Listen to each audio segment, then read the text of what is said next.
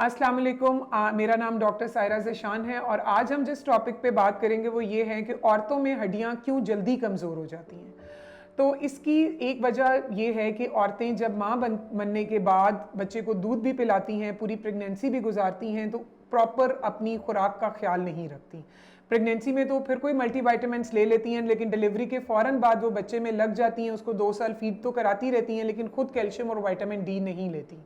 तो ये बहुत ज़रूरी है कि आप कैल्शियम और विटामिन डी का साथ बाकायदगी से इस्तेमाल कीजिए। इसके अलावा आप प्रॉपर फैमिली प्लानिंग कीजिए। तीसरी वजह ये है कि मीनोपॉज के बाद, माहवारी खुश्क होने के बाद जो ईस्ट्रोजन हार्मोन है वो हमारी बोन्स के लिए बहुत प्रोटेक्टिव है। तो जब वो हार्मोन ख़त्म हो जाता है तो उसकी वजह से भी हड्डियाँ जल्दी खोखली हो जाती हैं।